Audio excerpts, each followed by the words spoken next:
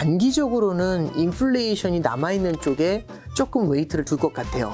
결국에는 고성장 저물가 쪽으로 이동을 하고 그 다음에 고성장 고물가로 다시 이제 넘어가는 그런 흐름이 나타나지 않을까 그렇게 좀 생각을 하고 있습니다.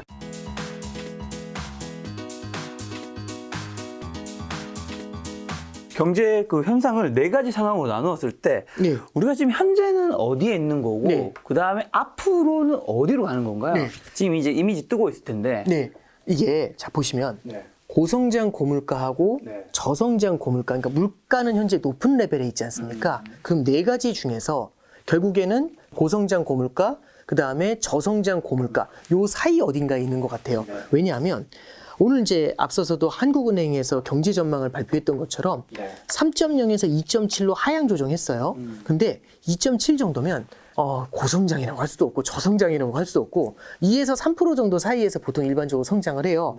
그러면 그 정도 수준이라고 한다면 성장 레벨에서는 고성장과 저성장이 가운데에 박힙니다. 근데 물가는 높은 레벨에 있잖아요. 그러면 고성장 고물가, 저성장 고물가 사이에 어딘가에 위치해 있는 게 아니냐. 저는 첫 번째는 그렇게 보고요. 그러면 중요한 건 지금을 보고 투자하는 것보다 앞으로를 보고 투자하는 게 좋잖아요. 그렇죠. 투자라는 건 아파트에 투자하는 이유가 지금 지하철에 있는 걸 투자하는 것보다는 앞으로 지하철이 들어올 걸 투자하는 게 좋은 거잖아요. 당연하죠. 그러면 제가 이 말씀을 왜 드리냐면 지금 고물가 국면에 있다라는 것도 중요하지만 앞으로도 이게 이어질까? 앞으로 만약에 저물가로 가면 어떻게 될까? 이런 걸 한번 생각해 볼 필요가 있죠. 그러면 이런 겁니다. 시나리오는 여러 가지 나올 수가 있어요. 첫 번째는 지금 연준은 물가를 잡기 위해 어떻게든 노력을 합니다. 그럼 결국엔 잡히겠죠. 언제가 될지 모르지만 잡히면 저물가로 내려올 겁니다. 근데 물가를 잡을 때 문제가 하나 있어요. 자, 예를 들어서 물가라는 강도가 있습니다. 그 물가라는 강도를 잡아야 되는데 물가라는 강도가 도망치다가 인지를 잡았어요. 잡힌 인질의 이름이 성장이에요. 성장. 딱 이렇게 총을 겨누는 거죠. 쏴보시라고. 그러면 딱 머리를 겨냥하면 되는데 갖고 계시는 게 바주카포 하나 갖고 있어요. 금리 인상 인하는 모든 사람한테 영향을 줘요. 그렇죠. 누구한테만 해주고 안 해주고 할 수 없죠. 그렇죠. 한국은행에서 홍길동만 0.25 인상. 그리고 누구는 착하니까 0.25 인하 이렇게 못 해주거든요. 그렇죠. 모두한테 쏘는 바주카포밖에 없어요. 그러면 암담하죠. 이 성장이 안 다치게 하면서 물가만 잡아야 되거든요. 가능할까요? 쉽지 않아 보이죠. 어려울 것 같은데. 네, 연준이 뭐라고 얘기하냐면 할 수 있습니다. 근데 시장이 뭐라고 하냐면 진짜요? 이렇게 물어보고 있는 단계예요. 그러면 예를 들어서 빵 쐈는데 성장도 다치고 물가도 다쳤어요.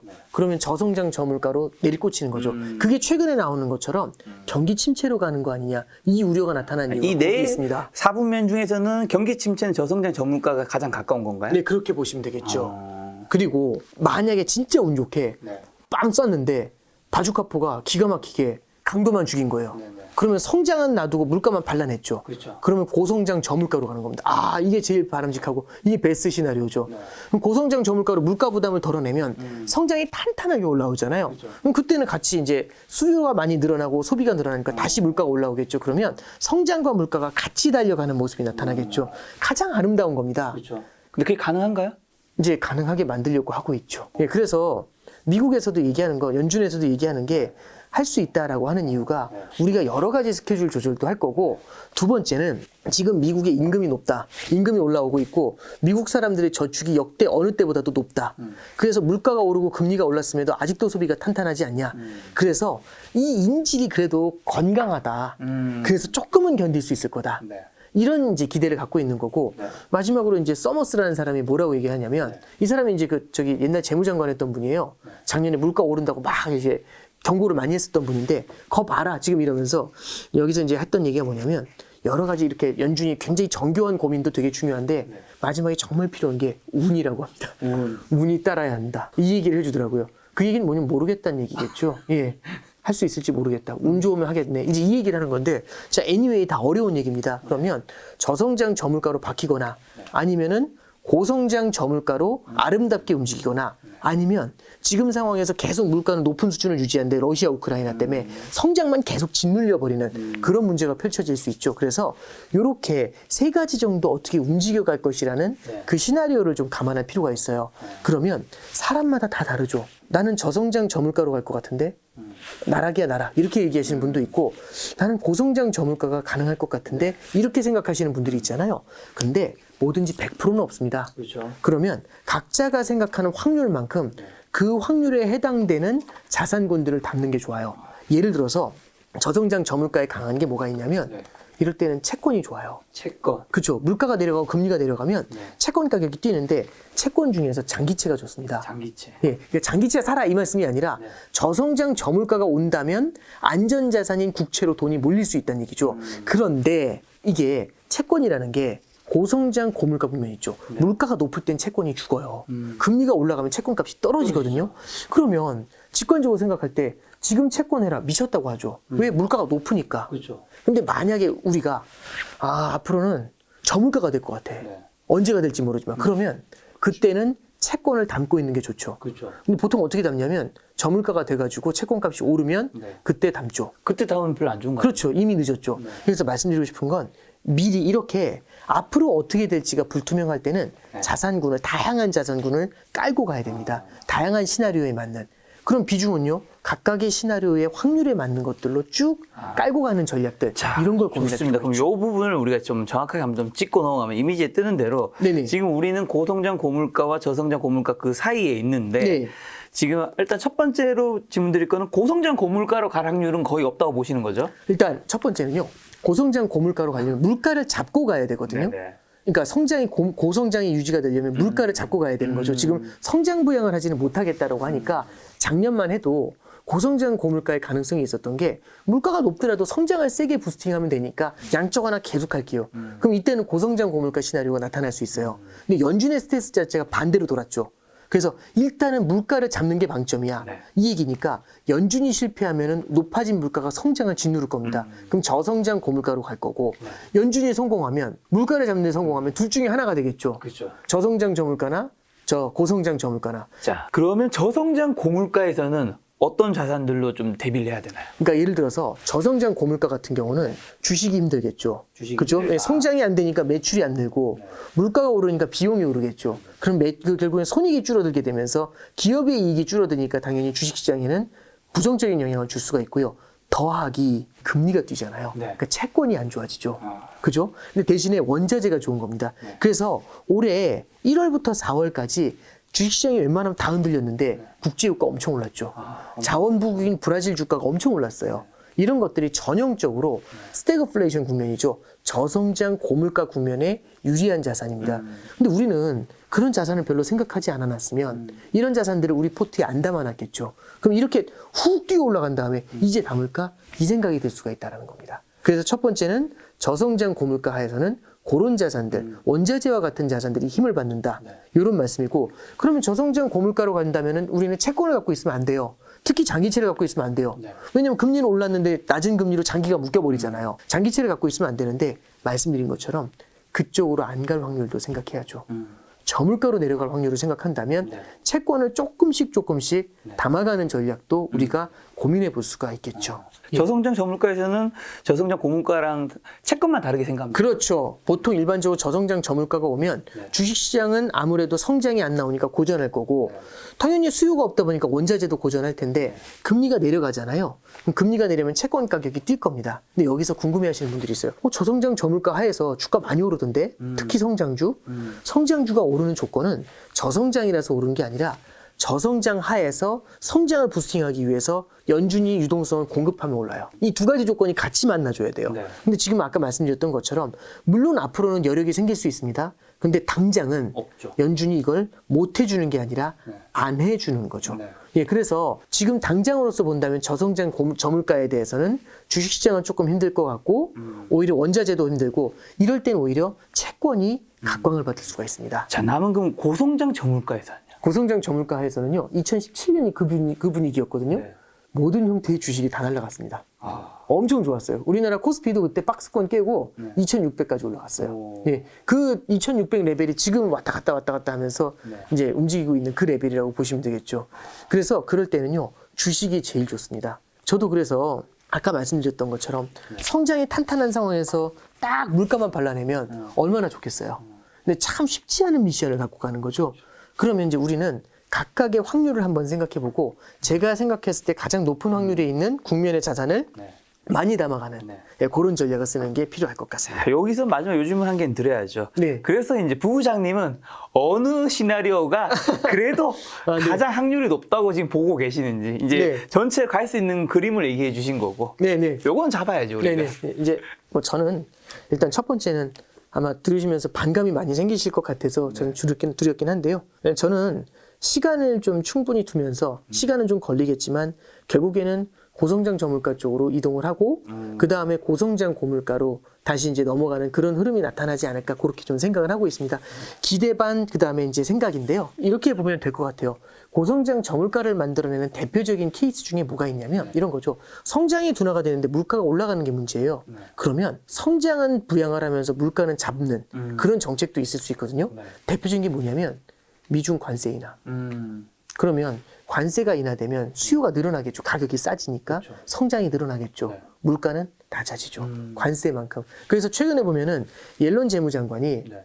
그 대중 관세 인하를 하게 됐었을 때는 대중 관세의 가장 큰 피해자는 미국의 소비자다라는 얘기를 해요. 근데 이제 사실 미국하고 중국하고 지금 사이가 그렇게 좋은 편은 아닌데 좋지 않아도 미국이 당장 너무 급하잖아요. 11월 달 중간선거를 앞두고 인플레이션을 잡지 못하면 정말 고생을 하게 될 거거든요. 그러면 인플레이션을 잡기 위해서 노력을 하게 될 텐데 그래서 사이가 좋아서 악수하는 게 아니라 둘 다 죽을 것 같으니까 악수하는. 필요하니까. 그렇죠. 필요하니까 악수라는 그런 케이스는 나타날 수 있거든요. 그래서 미중 관세 인하 이게 모르겠습니다. 당장 금년간에 이루어질 것 같지는 않지만 시차를 두고서는 뭐 하반기나 내년이나 분명히 한 번 정도는 더 화두가 되지 않을까 생각하고요. 예를 들어서 이란 핵협상. 이란 핵협상이 풀리게 되면은 원유 공급이 늘어날 수 있거든요. 이란산 원유의 공급이. 뭐 그런 것도 있고 오펙 플러스의 증산. 그러면 증산이 되면 원유 가격을 낮출 수가 있겠죠. 그리고 이제 마지막으로 하나 말씀드리고 싶은 건 러시아 우크라이나 전쟁의 종식. 네, 종전이죠. 이거는 제 생각에는 정말 중요한 이슈 중에 하나라고 봅니다. 만약에 러시아 우크라이나가 뭐 진짜 좀 재수없는 얘기지만 2년 간다.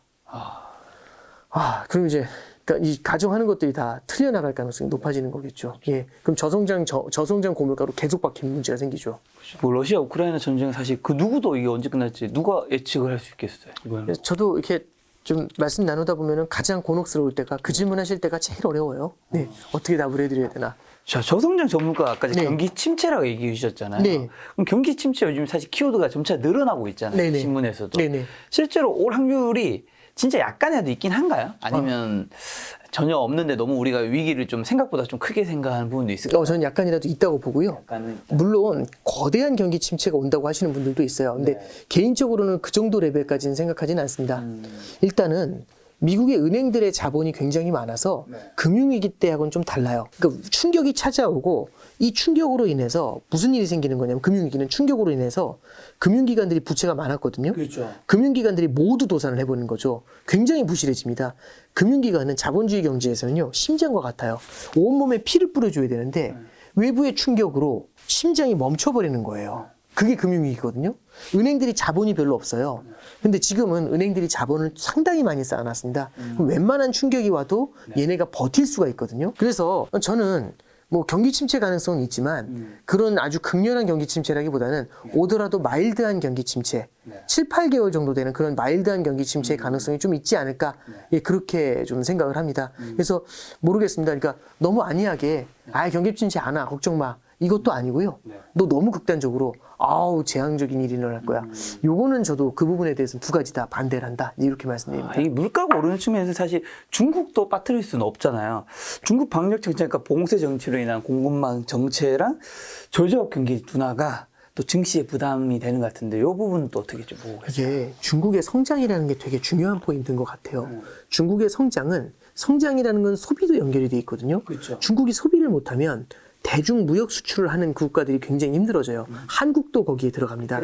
중국이라는 거대한 경제 하나가 성장하지 못한다는 건 굉장히 큰 이슈를 주고요. 상하이의 봉쇄라는 게 결국에는 항만부터 시작해서 봉쇄가 일어나게 되면서 결국에는 공급망을 더욱더 악화시키는 문제가 생기죠. 그래서 저도 상하이 봉쇄가 이렇게 오랫동안 이어질 거라고 생각을 못 했는데 이제 저도 근데 저 의료계 쪽에 계시는 분들의 어떤 코멘트를 봐도 조금 이해가 되는 게 결국에는 중국의 의료 체계의 문제 때문에 여기서는 제로 코로나를 좀 엄격하게 실시할 수밖에 없는 상황이다.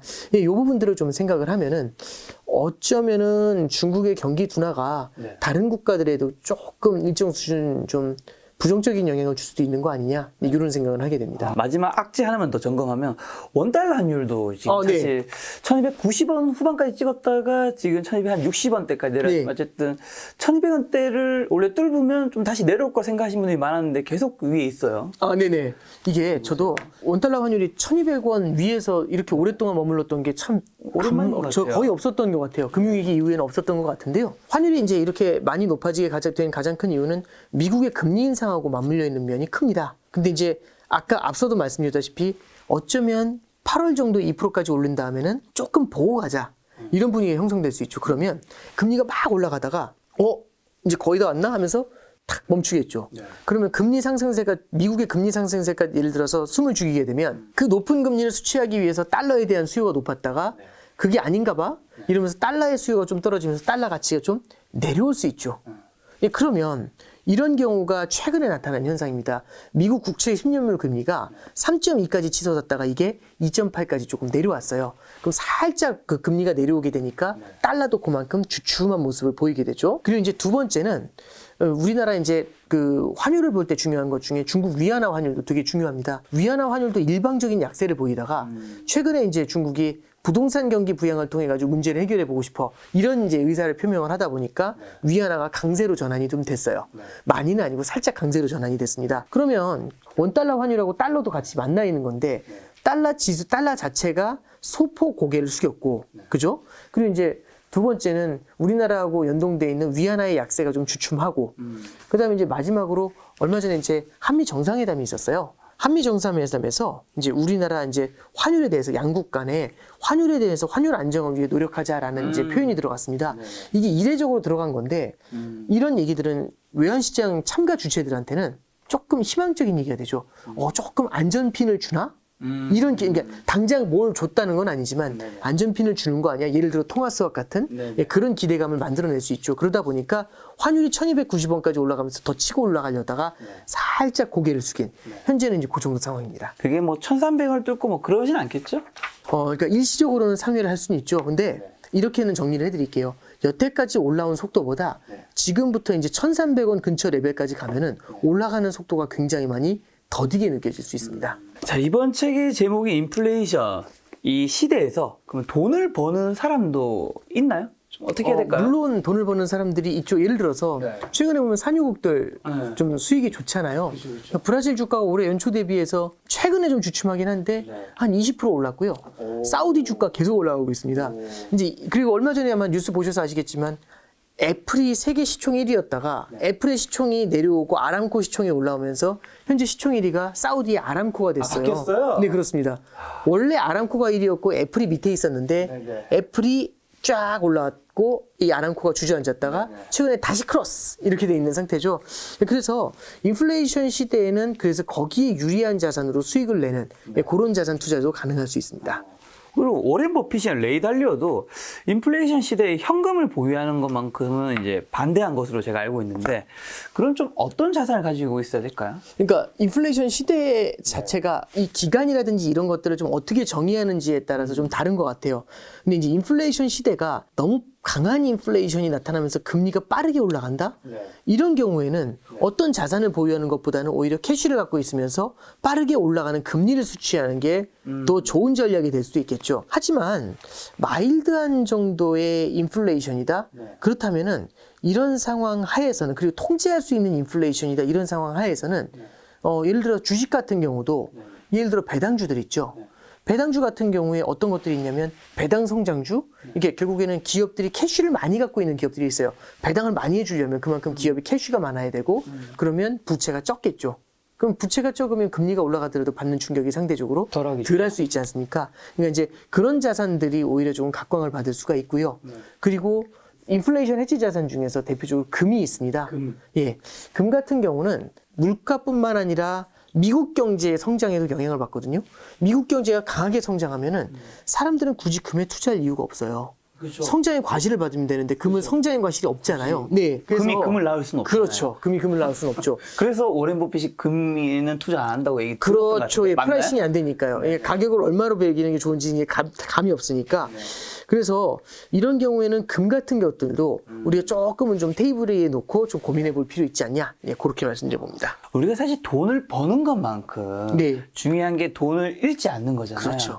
그 뜻은 이제 위험을 분산해야 할 텐데 그럼 책에서 또 4가지 분산 투자 얘기해 주셨는데 좀 네. 어떤 걸까요? 저도 책에 쓰면서 되게 좀 걱정했던 게 분산 투자라는 말이 나오면 이건 패스 이렇게 생각하시는 분들이 많을 것 같아요. 왜요? 왜냐하면 따분하다라는 생각이 좀 많이 들잖아요. 그렇죠. 뭐 거의 네. 수학의 정석 같은 원칙이랄까. 그런 느낌이죠. 예, 원칙과 같은 내용. 아니 그거 몰라? 예. 우리가 다, 그렇죠. 우리 알아. 그러니까 일찍 자고 일찍 일어나면 건강에 좋다는 건강해진다. 걸 모두가 알지만 술 먹지 예, 마세요. 그렇죠. 스트레스가 만병의 네, 근원입니다. 그렇죠. 네, 스트레스 받지 마세요. 저도 그러고 싶어요. 이제 이렇게 되는 건데, 그러니까 결국에는 분산 투자도 그런 맥락에서 들리니까, 공자님 말씀, 모른다는 얘기네. 맞죠? 모른다는 얘기죠. 어디로 어떻게 튈지 알 수가 없으니까 분산 투자하는 건데, 저는 이 분산 투자에도 여러 가지가 있다고 봅니다. 첫 번째는 종목의 분산이 있겠죠. 종목이나 섹터 스타일, 이런 것들을 나누는 방법이 있겠죠. 그리고 이제 두 번째는 결국엔 자산의 분산이 있습니다. 주식 채권이라는 자산의 분산이 있는 거고, 그리고 세 번째는 이 통화의 분산이 있습니다. 원화 베이스의 자산으로만 분산한 게 아니라 달러 베이스의 상품도 가져갈 필요가 있죠. 그럼 달러 강세 국면을 우리가 버틸 수가 있잖아요. 그렇죠. 마지막으로 하나 말씀드릴 게 뭐냐면 시점 분산이 있습니다. 시점. 어느 시점이 덜 모호하고 어느 시점에 오르기 시작할지 아무도 모르죠. 네. 그러면 얘를 조금씩 사나가는 전략이 있습니다. 네. 그럼 4가지 분산을 갖다가 한 큐에 실현을 해버리잖아요. 그러면 아무래도 위험도는 그만큼 낮출 수가 있겠죠. 네. 물론 그렇게 분산 투자해서 돈 많이 못 벌어. 이 얘기 저도 들어본 적이 있어요. 공감합니다만 이런 생각이 좀 들어요. 요즘 이제 이런 분들 있죠. 굉장히 빠르게 부자가 되고 싶어 하시는 분들. 요즘엔 뭐 파이어, 뭐 경제적 그렇죠. 자유. 그게 저는 많은 사람들의 탓이라고 할 수도 없는 게 네. 시대가 그렇게 만들어 버렸어요. 저도 공감합니다. 시대가 네. 2022년에 갑자기 이렇게 자산 가격이 폭등해 버리니까 누군가는 집을 가지고 있었던 것만으로도 뭐 2-3배 성장해 버리니까 옆에서 이제 나는 갑자기 이제 벼락거지가 돼 버리니까. 네, 그러니까요. 이게 빠르게 부자가 되려고 하면 진짜 크게 오를 것 같은 자산 몇 개에만 집중을 하면 됩니다. 그렇죠. 근데 그게 어렵다고 하면 난이도도 그만큼 높아진 거잖아요. 실현될 수 있는 다양한 방법들이 나올 수 있는 거니까 만약 그렇다라고 한다면 저는 분산 투자에 대해서도 충분히 좀 고민을 해볼 필요가 있지 않나 이제 그런 생각을 좀 해보게 됩니다. 지금 집중 투자 얘기해 주셔서 기대감이 만드는 쏠림 투자를 경계해야 한다. 네, 그렇습니다. 그런 책에 문장이 있던데 네. 좀 과거 사례를 통해 좀 지금 집중 투자의 위험 좀 네. 얘기해 줄 수 있는 거 뭐가 있을까요? 여러 가지가 있죠. 네. 그러니까 그냥 비근한 예로 언제로 가볼까요? 2011년도에 차화정 버블이라는 게 있었어요. 우리나라 자동차, 정유, 화학 이쪽 관련 기업으로 돈이 몰렸고요. 그때 당시에 LG화학이 65만 원, 70만 원 이렇게 갔거든요. 그때 아모레 퍼시픽 이런 주가도 아모레 퍼시픽이 아니죠. 그때 현대차 주가도 26만 원, 27만 원 이렇게 갔어요. 그래서 최근에 도는 걸 보면은 예를 들어서 10년 전에 현대차에 투자했으면 지금 오히려 마이너스다 이런 얘기가 나오는 이유도 이제 그런 데 있습니다. 그래서 장기 투자가 네. 꼭 정답은 아닐 수 있다. 네, 그렇죠. 물론 이제 그게 시점을 어떻게 자르냐에 따라서 다르기 때문에 저도 공감할 수 있는 부분은 아니지만 이제 예를 들어서 이런 거죠. 그래서 2011년도에 차화정 버블 그때는 뭐 이 차화정이 영원할 것처럼 보이는데 그러지 못하고 크게 흔들렸었죠. 그리고 이제 2006년, 7년에는 우리나라의 이머징 투자, 그러니까 브릭스라든지 중국 요런 데 신흥국에 대한 투자가 굉장히 인기를 많이 끌었어요. 그리고 2000년도에는 우리나라 코스닥 닷컴 버블이 있었죠. 닷컴 거기 뭐 네. 닷컴만 붙으면 뭐 난리 그렇죠. 났다면서요. 그리고 이제 1995년, 96년에는 네. 전 세계적으로 태국 투자 붐이 불었었습니다. 태국. 네. 그 태국이 제일 먼저 망했던 게 97년도 3월에 무너지죠. 그리고 조금 있다가 그 바로 옆에 있던 인도네시아가 흔들리고 그리고 조금 지나니까 한국이. 예. 그래서 이런 기업들이 뭘 만드는 거냐면 어딘가로 특정한 자산으로의 쏠림 투자가 나타날 수가 있다라는 거예요. 이런 쏠림 투자자들이 이런 쏠림 투자가 환경의 급격한 변화에 의해서 만약에 흔들리게 되잖아요. 그러면은 굉장히 오랫동안 고전을 할 수가 있습니다. 그래서 저는 어떤 쏠림 투자들보다는 쭉 깔아놓고 가는 전략, 이게 훨씬 더 낫다라고 봅니다. 네. 쭉 갈아놓는다라는 측면에서 지금 분산 투자도 아까 네, 얘기해 그렇습니다. 주셨잖아요. 좀 이 분산 투자를 해야 되는 것까지만 얘기하면 너무 이제 원칙이니까 네. 좀 비중을 배분한 다음에 지금 이 시점에서 네네. 어느 정도로 조금 비중을 조절하면 좋을까요? 저는 예를 들어서 이런 거죠. 이제 사람마다 바라보는 시각이 어느 국면으로 몇 프로의 확률로 갈지를 모르니까 그걸 갖다가 뭐 제가 정답을 드릴 수 있는 건 아니지만 저라면 단기적으로는 인플레이션이 남아있는 쪽에 조금 웨이트를 둘 것 같아요. 왜냐하면 당장은 바로 물가가 훅 주저앉진 않을 거잖아요. 그렇죠. 그리고 오히려 물가가 내려오는 속도가 되게 느릴 수가 있습니다. 그러면 당장은 고물가 쪽에 있는 시나리오가 조금 더 가능성이 높다라고 보고요. 시간이 흘러가면서 물가가 떨어지는 모습을 확인할 수 있잖아요. 그때마다 조금씩 더 비중을 저성장 사이드에 있는 자산들의 비중을 늘려가는 전략. 이런 전략으로 보시는 게 맞지 않나 그렇게 봅니다. 자, 미국 대형 성장주를 책에서 동굴의 네. 우상에 빗대어 표현하신 게 좀 기억 남는데 애플, 마이크로소프트 같은 미국 대형 성장주가 불경기에도 안전할 거라고 믿고 사실 투자하신 분들이 사실 굉장히 많았죠, 작년에. 네. 미국으로 작년에 사실 그래서 많이들 넘어가신 거고 그래서 서학개미들이 탄생한 건데 이것도 역시 좀 조심해야 하는지. 네. 저는 이제 이렇게 말씀을 좀 드리고 싶어요. 이게, 꼭 미국 대형 성장주만 그런 게 아니라 이게 어떤 스토리가 너무 탄탄한 떨어질 수 없을 것 같아서 모두가 좋아하는 그런 기업들이 있을 수 있어요. 그런 주식이. 그런 주식들의 주가는 굉장히 높아지는 경향들을 보이죠. 그러면 이제 우리가 이렇게 생각을 해볼 수 있어요. 뭐냐면 미국의 빅테크가 올해 초 작년 말에 어떤 정도까지 평가를 받았냐면 금리가 오르든 내리든 탄탄하게 버티죠. 왜냐하면 이 기업들은 부채도 많지 않아서 금리가 올라도 빚이 별로 없으니까 큰 타격이 없어. 물가가 올라도 소비자한테 가격 전가가 가능해. 이런 얘기가 있었거든요. 그 얘기 진짜 많이 했어요. 예, 그렇죠. 그러면 굉장히 가격 전가도 가능하고 이런 것들이 가능한 데다가 만약에 시장이 흔들리고 하면은 그때는 결국에는 코로나 국면이 펼쳐지더라도 결국에는 빅테크들, 테크주 쪽으로 돈이 아마존 이런 쪽이 더 활용이 높아질 거잖아요. 그러면 얘는 금리가 오르건 내리건 물가가 오르건 내리건 코로나가 오건 안 오건 그 다음에 실물 경제 충격이 다가와도 안전자산으로서 인기가 많죠. 그러면 얘는 안전자산이 아니에요. 완전자산이에요. 완전자산. 그죠? 완벽한 자산이잖아요. 근데 과연 이게 그러면 어느 국면에도 너무 튼튼한 애가 맞냐? 저는 이제 이런 생각을 해보는 거죠. 오히려 사람들이 그런 이미지를 갖다 보니까 그 내러티브죠. 그 스토리가 붙다 보니까 오히려 그런 자산 쪽으로의 쏠림이 생기는 거 아니냐. 그럼 쏠림이 생긴다는 얘기는 유동성의 힘이 붙는 거죠. 그렇죠. 그럼 주가가 오르죠. 그럼 예를 들어서 이런 겁니다. 유동성의 힘으로 어떻게 주가가 오르죠? 언제 그랬냐면 코로나 때 올랐죠. 엄청 올랐죠. 주저앉는 걸 유동성의 힘으로 하늘로 끌어올렸잖아요. 그러면 다른 곳에서 돈이 빠져가지고 이렇게 미국 쪽의 자산으로 흘러가게 되면 미국 쪽의 자산이 탄탄한 강세를 보이는 경향들이 나타날 수 있죠. 그러면 다른 건 다 흔들리는데 미국 자산이 좋아요. 와, 이런 거죠. 그럼 완전 자산의 신화가 더 공고화되는 겁니다. 스토리가 있는데 가격이 올라요. 퍼포먼스가 나와요. 대안이 없어요. 그럼 얘밖에 없죠. 그렇죠. 그래서 미국 주식 쪽으로의 쏠림이 이제 그런 데서 가능하다고 보는데 제가 미국 주식에 대해서 딱 이게 좋다 안 좋다 이 말씀을 드리려는 게 아니라 이쪽으로도 막무가내로 쏠리는 거 우리가 경계하자라는 말씀에서 이제 드리는 말씀인데요. 예를 들어 이런 거죠. 튜브가 있어요. 튜브 바람을 빼봤죠. 튜브 바람을 빼는 거는 결국 이게 꼭다리 떼고서 이렇게 쭉 눌러주면 되잖아요. 네. 근데 이제 제가 이제 아들내미하고 같이 이제 수영일 끝내고 튜브 바람을 빼러 왔습니다. 튜브 바람을 빼는데 자 이제 여기 탁 열고 피 하고 바람을 빼기 시작해요. 근데 성격이 급하니까 이제 누르게 되겠죠. 아들내미한테 얘기합니다. 뭐라고 얘기하냐면 이렇게 얘기하는 거죠. 자 이제 아빠 바람 뺀다. 그럼 이 튜브가 쪼그라들어. 탱탱하던 게 쪼그라들어. 이제 이렇게 얘기했죠. 그랬더니 아 오케이 하면서 보는데 저쪽에 앉아 있어요. 근데 이 튜브를 갖다가 바람을 빼다가 안 빠지니까 빨리 빼야 되잖아요. 그럼 보통 누르죠. 확 눌러요. 그럼 어떤 일이 벌어지냐면 여기는 눌리는데 저기는 빵빵해지죠. 왜 공기가 절로 쏠리니까. 그렇죠. 아들이 갑자기 물어봅니다. 아빠 바람 빼고 있어? 바람 빼는데 오히려 더 뚱뚱해지는데? 그럼 이 튜브는 바람을 넣어도 뚱뚱해지고 바람을 빼도 뚱뚱해져요. 그럼 제가 자, 답을 합니다. 1번.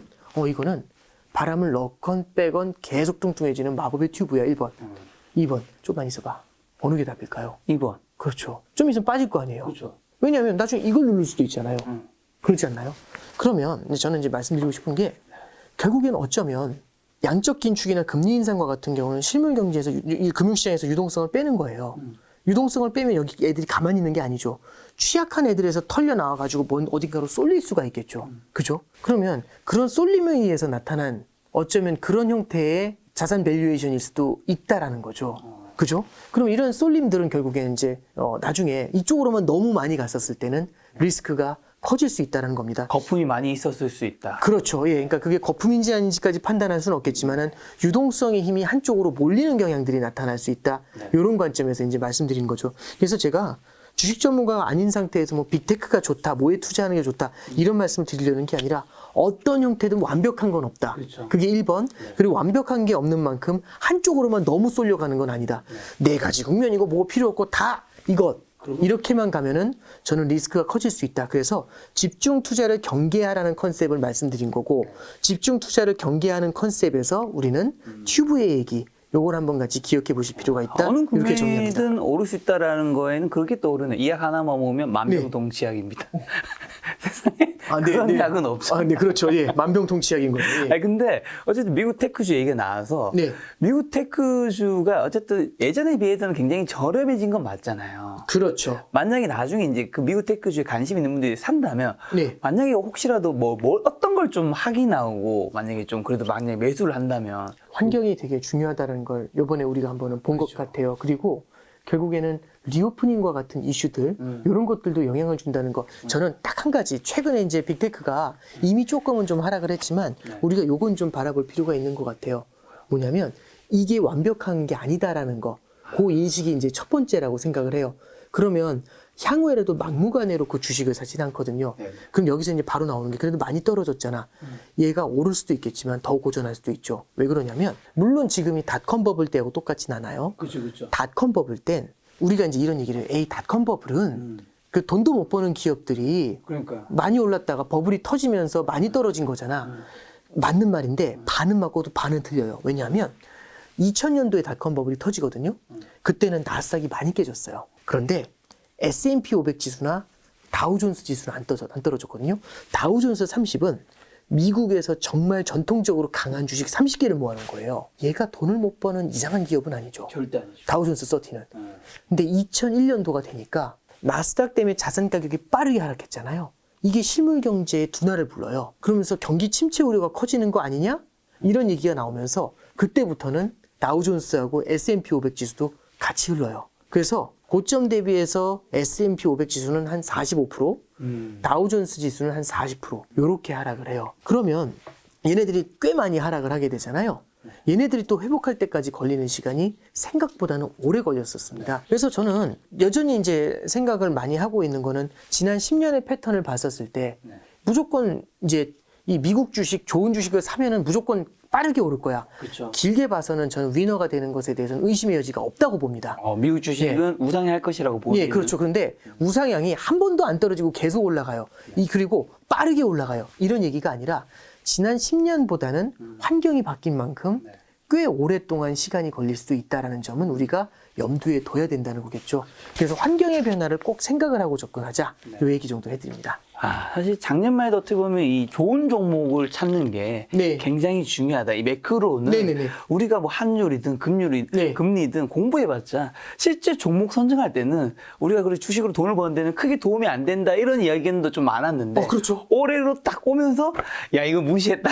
네네. 네. 이제 다 박살 난 거죠. 그러니까 세상이 평온하면 네. 굳이 나라님에 대해서 고민할 필요는 없는 것 같아요. 세상이 평온한데 그러니까 매크로는 안정이 되면 그렇죠. 그때는 그냥 자체 플레이를 하면 되는 거거든요. 네. 아니 날씨가 따뜻하고 그냥 안정돼 있으면 뭘 고민합니까? 폭설이 뭐 이런 것도 있잖아요. 혹석이죠. 폭설이가 아니라 혹석이죠. 이런 게 나타났었을 때 날씨가 어떻게 돼? 이런 얘기를 하는 거죠. 그래서 이제 작년 상반기까지는 유동성이 계속해서 흘러나올 때니까 수영장에 물이 계속 차는데 그냥 뭐 그런 비유 있잖아요. 물이 빠져야 누가 발가벗고 수영을 했는지 알 수 있다. 무슨 고민을 하겠습니까? 근데 갑자기 이제 물이 빠져나가는 상황이 펼쳐지는 것들, 이제 물이 빠질 때, 썰물 때 그때 고민을 하게 되겠죠. 그래서 저는 딱 닥쳐서가 아니라 그 전에 빈집털이라는 게 있잖아요. 빈집털이 당하기 전에 이렇게 조금 그런 형태의 자산들을 대비하면서 깔아놓는 것도 필요한 것 같다. 뭐 이 정도 조언입니다. 그런 측면에서 우리가 이제 매크로하는 이제 거시경제를 알아야 될 텐데 네. 거시경제 공부하면 뭐 이런 것까지 좀 예측할 수 있다 이런 뭐 예시를 들어준다면 아마 요 책의 판매량도 좀 더 높아지지 않을까. 저도 이제 되게 어렸을 때는 네네. 예측할 수 있다라는 생각을 되게 많이 했었던 것 같아요. 근데 그렇죠. 우리가 나이가 네. 젊을 때 오히려 네. 확신을 더 세게 하잖아요. 네. 나는 반드시 뭐 확신한다, 나 무조건 할 수 있다. 그렇죠. 이제는 조금 무슨 생각을 하냐면 매크로는 우리가 투자를 할 때 감안해야 될 요소가 되는 거지 매크로를 가지고 무언가 오를 주식을 찍어내고 네. 이렇게 가는 건 조금 쉽지는 않다고 생각을 해요. 그래서 뭐 매크로를 보는 사람한테 부동산 어디 아파트 사 이거는 좀 너무 오바되는 케이스라고 생각을 해요. 그리고 저는 매크로를 열심히 공부해가지고 기가 막히게 미래를 예측할 거야. 저는 그런 관점이 아니라 저는 이제 매크로를 공부하면 공부할수록 뭘 느끼냐면 잘 모르겠다를 느낍니다. 잘 모르면요. 투자는 어쩔 수 없이 할 수밖에 없는 거잖아요. 이렇게 금리가 낮은데. 그렇죠? 그럼 투자를 어쩔 수 없이 할 수밖에 없는데 잘 모르고 있다는 걸 더욱더 많이 알고 그리고 확신이 있는 거죠. 아, 완전한 자산이 존재해. 그게 아니라는 걸 알잖아요. 그러면 어떤 생각이 드냐면 아, 그러면 많이 깔고 가야 될 것 같아. 포트폴리오 분산 투자를 해야 될 것 같아. 그리고 그 상황에서 매크로의 변화가 빠르게 움직이는 게 보일 때가 있어요. 그러면 그럴 때는 조금 더 높은 확률의 자산을 조금 더 담아가는 전략들 이런 것들을 받아들이게 됩니다. 그래서 저는 굉장히 이제 그 매크로를 갖다가 이해한다라는 거는 우리가 포트폴리오 투자를 받아들일 준비를 해나가는 과정, 예, 그거라고 생각을 합니다. 그 무엇도 확신할 수 없고 알 수 네. 없기 때문에 분산 투자는 꼭 그래서 반드시 해야 되는 네, 영역이다. 그렇습니다. 네. 자, 그럼 마지막으로 올해 하반기 주식 투자하시는 분들이 네. 좀 어떻게 대응하면 좋은지만 좀 네. 한마디 해주신다면. 아, 저는 이런 생각을 해요. 그러니까 위기라는 게 있고 조정이라는 게 있다고 생각을 합니다. 조정하고 위기는 달라요. 위기는 금융 시스템 전체가 뒤흔들어지는 거죠. 글로벌 금융위기 같은 거고요. 조정이라는 거는 주가가 빠지는 겁니다. 물론 혹독한 조정은 존재하겠죠. 근데 이제 이런 생각을 하면 좋을 것 같아요. 지금 그러면 연준이 금융위기를 만들려고 하고 있느냐? 그건 아닌 것 같아요. 이런 겁니다. 물가가 계속해서 올라가서 기대 인플레이션이 커지면 고질병이 됩니다. 고질병이 되면 평생 경기 부양을 할 수가 없어요. 하려고 할 때마다 물가가 찾아올 테니까. 그래서요, 여기서 잡고 가려는 겁니다. 그럼 이제 비유를 하자면, 굳이 비유를 하자면 이런 거예요. 여기서 내깔려 놔두면 1년 후에 굉장히 큰 병이 될 수 있고, 그러면 그때는 큰 수술을 해야 돼요. 살지 죽을지도 몰라요. 1년 이상 수술을 해야 되고. 근데 지금 굉장히 아프지만 일주일짜리 수술을 하면 나을 수 있대요. 1년 후에 그거 안 해도 된대요. 그럼 어떤 결정을 해야 될까요? 당연히 지금 해야죠. 근데 제가 이런 얘기 하는 겁니다. 그렇게 아파요? 저 아픈 거 싫어하는데? 2번, 지금 되게 바빠서 일주일 동안 수술 저 못 하는데요? 너무 바빠요. 이런 얘기 하는 거예요. 황당하잖아요. 그렇죠. 근데 합리적인 건 당연히 지금 수술을 해야죠. 근데 이제 의사가 전화하는 겁니다. 내일 모레가 이제 수술이요. 걱정이 돼서 잠이 안 와요. 의사가 얘기합니다. 수술 일주일만 좀 연기하자고. 그럼 어떨까요? 마음이 또 편안해지겠죠. 걱정됐는데. 아이러니 하잖아요. 빨리 수술하는 게 좋은데. 그러니까 저는 이런 생각을 합니다. 결국에는 큰 수술을 하지 않기 위해서 지금 아픈 걸 거친다라고 생각을 해요. 그래야 이걸 우리는 뭘로 해설할 수 있냐면 2보 전진을 위한 1보 후퇴 이 관점으로 바라보면서 우리가 지금의 포트폴리오 투자를 그래서 이건 내 게 아니야 라고 하면서 완전히 떠나시는 것보다는 투자는 계속해서 해야 할 거라고 생각을 합니다. 그래서 이럴 때는 견뎌야 되는 구간들도 있다.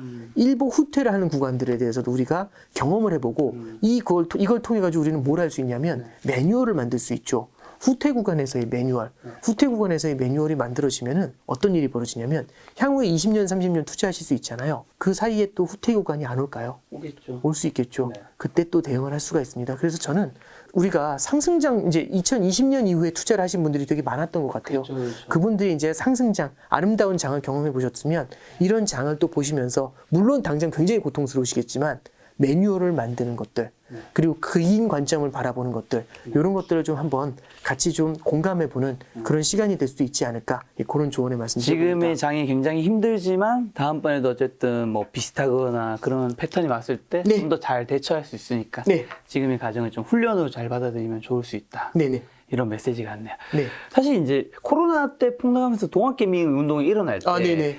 유튜브의 채널에서도 굉장히 이제 크게 성장한 여러 채널이 있고 네. 그다음에 이제 출연하신 이제 전문가분들 중에서도 이제 부부장님 같은 분들이 이제 스타 같은 분들이 탄생하신 건데 네. 너무 감사합니다. 그러면서 사실 요 책 말고도 이전에 많은 책들이 굉장히 진짜 많은 독자들한테 사랑받았잖아요. 감사합니다. 그 중에서 또 예스24 같은 게 올해 책에도 2권 선정되지 않았나요? 네. 운 좋게. 제 생각에 아마 요 책도 올해 아마 선정될 수도 있지 않을까. 감사합니다. 그런 생각이 드는데 마지막으로 또 이 책을 봐주시는 독자분들이 기존 독자분들이 굉장히 많으시잖아요. 독자분들한테 뭔가 하시고 싶은 말씀 있을까요?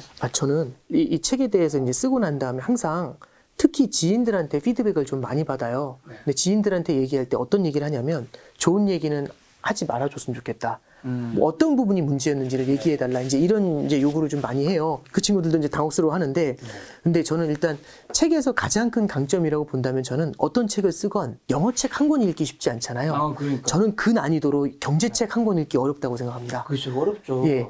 저는 한 권 읽을 수 있는 경제책을 쓰는 게 제 목표인 것 같아요. 그래서 이번에도 그 생각을 계속하면서 썼고요. 한 권 읽을 수 있는 경제책.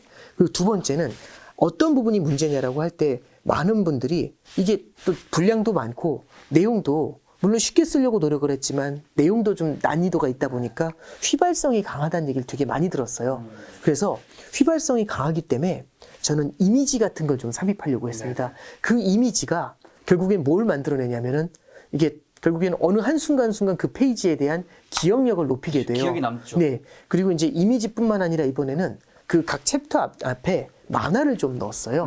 몇 개 컷의 만화를 넣어가지고 그 챕터에서는 전반적인 흐름을 그 만화를 통해서 보신 다음에 이게 뭔 얘기 하려고 할 것 같네? 라고 한 다음에 그걸 갖고서 이제 글을 읽으시면은 앞쪽에 예습도 되고 그 다음에 글을 읽으면서 학습이 되면서 끝에 그 이미지들을 보면서 똑 잡을 수 있는 그런 복습 형태의 구조가 될 수 있지 않나.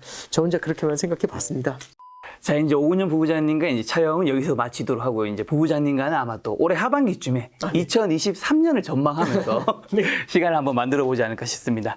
오늘 만남의 손님은 오은영 부부장님이었습니다. 지금까지 여러분 소중한 시간 함께 해주셔서 정말 감사합니다. 오늘도 김 작가였습니다. 고생 많으셨습니다. 네, 감사합니다.